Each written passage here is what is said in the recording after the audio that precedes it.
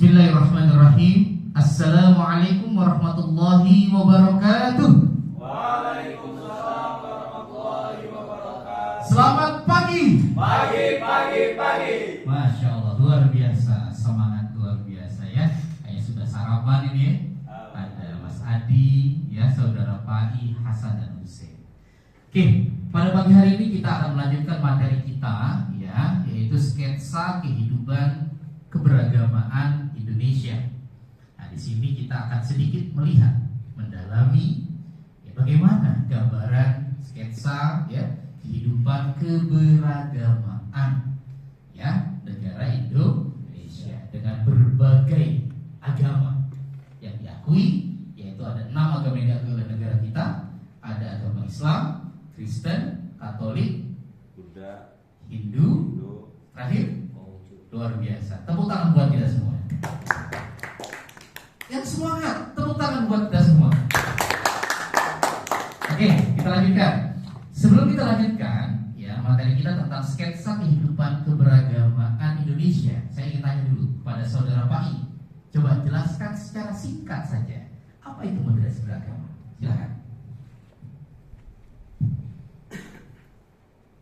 Jadi yang sudah saya baca mengenai moderasi beragama yaitu sudut pandang semua agama yang ada di Indonesia yang mempunyai nilai-nilai kemanusiaan ataupun kemaslahatan kepada umatnya atau masyarakat Indonesia, yang mana memakai prinsip yaitu adil dan seimbang, yang mana yang sudah kita sepakati seluruh agama dalam berbangsa dan bernegara. Luar biasa. Kasih power boost buat Saudara Pai. 1, 2, 3 Bus. Oke, kita lanjutkan. Terima kasih Saudara Pai. Masih ingat ya sebagai materi yang kita pelajari kemarin. Oke, selanjutnya terkait dengan sketsa kehidupan keberagamaan Indonesia. Kita lihat gambaran ini. Nah, ini ada peta ya negara Indonesia. Oke, secara singkat, ya di sini ada negara Islam, mohon maaf, ada agama Islam, Kristen, Katolik, Konghucu, ya Hindu dan Buddha. Negara agama apa yang paling banyak mayoritas?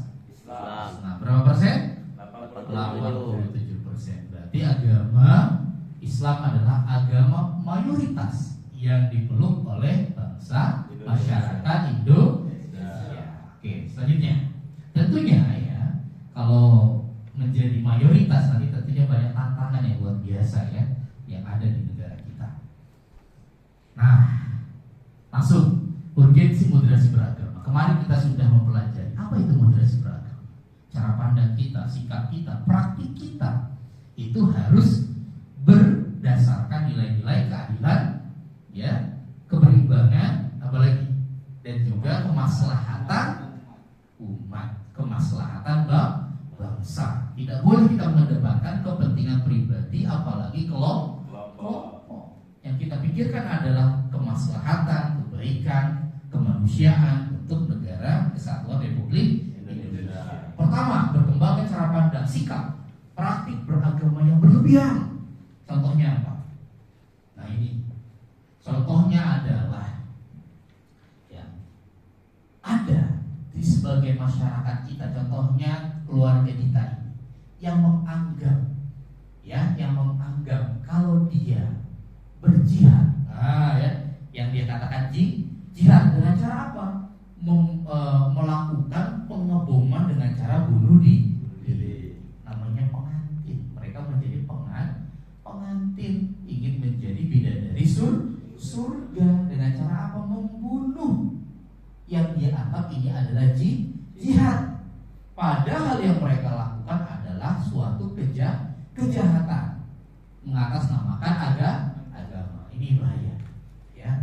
3 keluarga terlibat serangan bom di Surabaya. Nah ini ya, sketsa kehidupan keberagamaan yang ada di Indonesia salah satunya. Apalagi yang kedua, berkembangnya klaim kebenaran subjektif dan pemaksaan kehendak atas tafsir agama serta pengaruh kepentingan ekonomi dan politik yang berpotensi memicu konflik. Nah, banyak kan? Bukan hanya umat Islam ini yang melakukannya, tetapi juga umat-umat yang lain. Contohnya di tempat mayoritas agama Kristen, ya ada kita kenal sebagai apa namanya? Monokwari Kota Injil. Ya bukan hanya umat Islam, kalau umat lain pun sudah merasa mayoritas di daerahnya, dia akan membuat peraturan yang mana itu menguntungkan ya bagi kaum mayoritas. Nah, kalau sudah monopoli Kota Injil berarti repot kita umat Islam di sana. Nah, begitu ya. Jadi bukan hanya umat Islam saja, ya, tapi agama-agama lain pun begitu. Nah, ini juga bahaya. Awasi kaum sipit dan pesek, kiamat tidak akan terjadi sehingga kalian memerangi suatu kaum bermata sipit. Nah, ini bahaya klaim keagamaan untuk membenci suatu ras dan agama lain. Ya, seakan-akan umat Islam mengajarkan untuk melakukan tindakan kekerasan kepada umat lain menggunakan agama, menggunakan hadis. Ini bahaya. Apalagi yang ketiga, yang berkembangnya semangat beragama yang tidak selaras dengan kecintaan berbangsa dan dalam bingkai negara Kesatuan Republik Indonesia. Apa contohnya? Ini siapa kenal? Felix Xiao. Nah, ini siapa nih? Ustadz favoritnya siapa? Hasan apa Husain? Ini bahaya ini ya. Lihat baca tweetannya. Membela nasionalisme nggak ada dalilnya. Waduh, nggak ada panduan. Membela Islam jelas pahala, jelas contoh tauladan. Wah, ini seakan-akan kita ini sebagai bangsa Indonesia bernegara dengan Pancasila, dengan NKRI nggak punya dalil, nggak sah berarti. Yang sah itu adalah membela Islam. Apa harus takbir? Wah gitu, negara khilafah. Nah itu yang repot. Ya, hati-hati. Nah, yang lain juga banyak nih. Nah itu jihad itu bela Islam, bukan bela Pancasila. Bahaya itu. Demokrasi sistem syirik. Wah, khilafah dan corona. Waduh, repot ya. Apalagi? Nah ini. Dari contoh-contoh tersebut, maka menjadi penting untuk mempelajari moderasi beragama. Kenapa? Nah itu lihat kondisi kebangsaan keagamaan. Indonesia memang bukan negara agama, tapi masyarakatnya sangat beragama, ya kan? Kemudian menjaga keseimbangan antara hak beragama dan komitmen kebangsaan menjadi tantangan bagi setiap bangsa dan negara. Dan di sini moderasi beragama sebagai perekat kebangsaan. Kita memiliki suku, ras, bahasa, bangsa, dan agama yang bermacam-macam. Dengan moderasi beragama, kita jadikan sebagai perekat ya antara semangat beragama dengan semangat berbangsa dan bernegara. Jangan sampai orang yang berbilang, oh kalau kamu semakin beragama, maka kamu semakin jauh dari negara. Jangan begitu. Ataupun sebaliknya, ya, semakin bernasionalis, kita semakin jauh dari agama.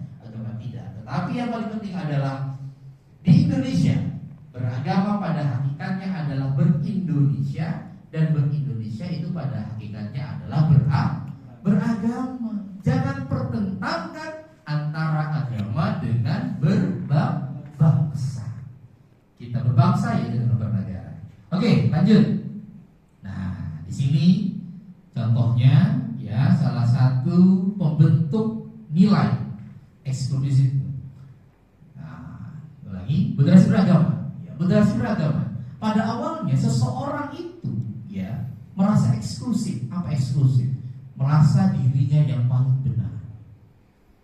Saya kelompok saya yang paling benar nih. Ya. Kemudian karena klaim kebenaran itu maka ia menjadi superior. Wah, merasa apa superior? Memiliki power. Ya, kalau orang sudah merasa eksklusif, ya, maka dia akan merasa punya power, superiority. Umat Islam contohnya, kalau suatu daerah mayoritas merasa menjadi superiority. Ya, kalau sudah jadi superiority, maka dia biasanya melakukan tindakan-tindakan yang intoleran. Gak usah jauh-jauh deh adik-adik.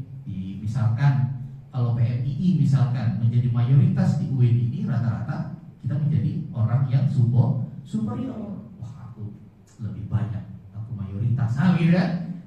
Sebagian dari itu kemudian melakukan tindakan nanti orang yang berbeda saya banyak. Akhirnya tindakannya adalah tidak menghargai menghargai, melakukan tindakan diskriminasi. Repot lagi, nanti God is on our side. Wah, kalau saya sudah mayoritas, saya sudah menjadi superior, saya melakukan tindakan diskriminasi. Oh, Allah, Tuhan itu di samping saya. Saya yang paling berhak masuk surga. Pintu kunci surga itu milik saya, bukan milik teman saya yang berbeda dengan saya. Wah, expansionism for God atas nama ideologi. Kalau sudah ngomong kayak gitu, oh saya berhak dong melakukan tindakan kekerasan, membunuh mengatasnamakan agama, jihad mengatasnamakan agama. Begitu ya, itu bahaya. Nah, terakhir ya, karena waktu kita tidak banyak. Nah, terakhir saya ingin menyampaikan apa kata Dauh ya, ini adalah nasihat dari Kiai Haji Abdurrahman Wahid. Tidak boleh ada perbedaan kepada setiap warga negara Indonesia berdasarkan agama, bahasa ibu, kebudayaan, serta ideologi. Ingat, kita bangsa Indonesia, kita tidak boleh membeda-bedakan, tidak boleh saling membenci, apalagi melakukan tindakan kekerasan mengatasnamakan agama. Oke, sampai sini cukup? Cukup. Nanti kita lanjutkan diskusinya, kita akan beri kelompok, kita akan melanjutkan ya, menganalisa bagaimana keadaan bangsa dan juga sketsa keberagaman bangsa Indonesia. Allahumma bi'il aqwa min thariq. Wassalamualaikum warahmatullahi